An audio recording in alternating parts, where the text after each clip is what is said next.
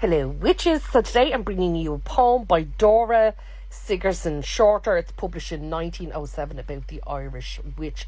So we're going to read it first and then we're going to have a wee chat about it, okay? So it is called The White Witch.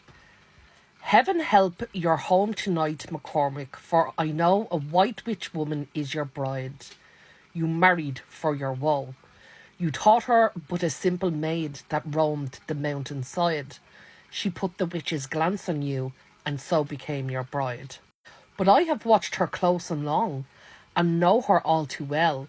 I never turned before her glance, but evil look befell.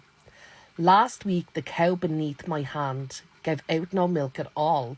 I turned and saw the pale-haired girl lean laughing by the wall.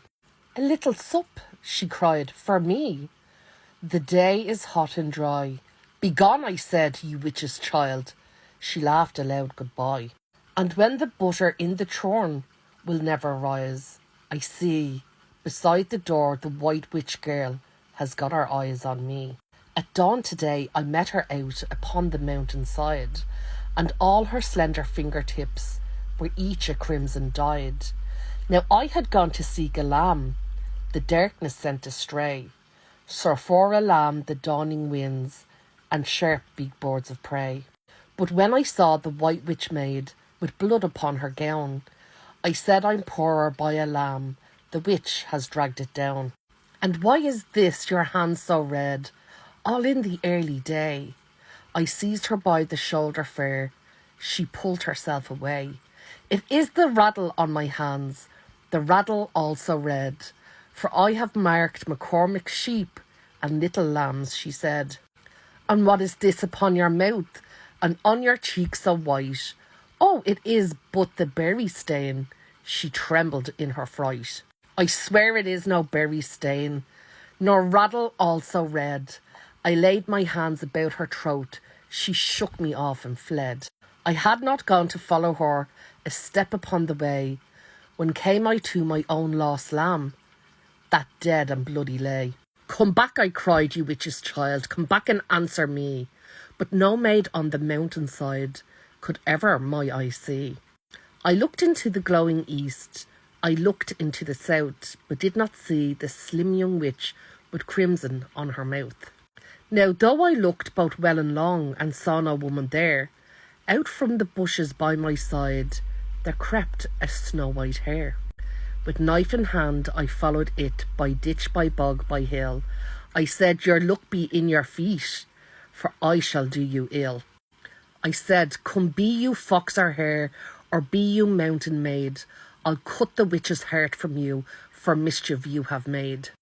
She laid her spells upon my path, the brambles held and tore, the pebbles slipped beneath my feet, the briars wounded sore.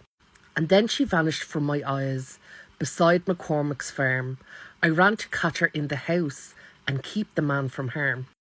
She stood with him beside the fire, and when she saw my knife, she flung herself upon his breast and prayed he'd save her life. The woman is a witch, I cried, so cast her off from you. She'll be my wife today, he said, be careful what you do. The woman is a witch, I said. He laughed both loud and long. She laid her arms about his neck, her laugh was like a song. The woman is a witch, he mocked, and laughed both long and loud. She bent her head upon his breast, her hair was like a cloud. I said, see blood upon her mouth and on each fingertip. He said, I see a pretty maid, a rose upon her lip. He took her slender hand in his, to kiss the stain away. Oh well, she cast her spell on him, what could I do but pray? My heaven guard your house tonight, I whisper as I go, for you have won a witch for bride, and married for your woe. Well, there you go. So we're going to talk about this because it's going to tell you a few things about Ireland, and it's going to shine light on things I've educated you on as well. So we're going to break it down bit by bit. I'll do it as quick as possible. So it starts off, and the objective, the aim of the poem is to show how outsiders were feared in rural Ireland. So you could live there all your life. You're still an outsider, okay? If you weren't born and raised there, you're an outsider. So it is two friends, one of them being McCormick, one of them being the one that is speaking the poem. And he is trying to look out for his friend. So it starts off with him warning his friend McCormick that he has a white witch woman for his bride. Now, at that time, people used white witch and black witch. Okay, that like we know all about that. Remember, wrote in 1907. So why Dora uses this is because in the poem you see the witch turn from, you know, your bog standard butter witch into something a little darker. Okay, so she's heading towards, let's say, a traditional witch, or what Dora probably would have called a black witch. Then we get into, you taught her but a simple maid that robbed the mountainside. She put the witch's glance on you and so became your bride.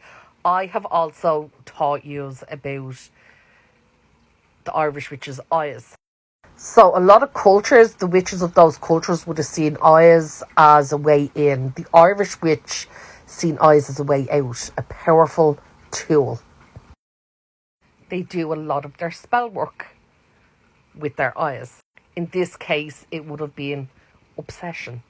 And then it goes on to explain that the friend had cottoned onto her, and every time he chorned before her glance, evil luck befell. Remember, I explained to you about churning, and the witch would take it because really she's taking your finances, your prosperity. And again, about the cow, that's straight back into the butter witch. This goes into another bit. I don't know if I've explained it in detail. That simply by being in the presence, again using the eye, the witch can take from you simply by blinking. Okay. And then a little sup she cried for me. The day is hot and dry. So here Dora is bringing in. Remember, I told you about Bealtaine. And you give nothing to no one on Bealtaine, because if you hand over something willingly, they can take it all from you for the year. So that's playing into Bealtaine there, where she is asking for him to hand her a little bit of milk, and he is like, not a chance. And she laughs and she goes, it didn't work. She moves on. And back again to the butter in the churn, the butter witch. She has her eyes. She's using the eyes, more than likely blinking and taking, so the butter won't rise. Now here is where it gets a bit darker, heading into more. She's not coming from the butter witch into the traditional witch, right? So he catches her up the mountain with blood on her fingertips, and he's missing a lamb, and he went looking early in the morning. So remember when I say you'd be out and about between 5 and 6, a liminal time, okay? So this is that time. They're out between 5 and 6 a.m. And he instantly knew the witch had done something to the lamb. And this, she's trying to talk her way out of it. As she's making her excuses here, Dora really touches off a few really good points about Irish culture. So not only was it dangerous to be an outsider, but it shows how even though the Irish witch was fully accepted into society, when things went wrong, it was the Irish witch that also got the blame. If the crops started to fail, if the livestock weren't producing or doing well, the woman that stood out from the crowd, the strong woman, the Ban Fossa, the Irish witch, was the one that had to shoulder that burden. Strong women have always had to fight for their place in the world. Now, unfortunately, there is a dead lamb. She is caught rapid. She was up to shenanigans, okay? I'm going to have to try and finish up real quick. I'm so sorry. So a fight ensues. What does she do to get away? She shapeshifts into the hare.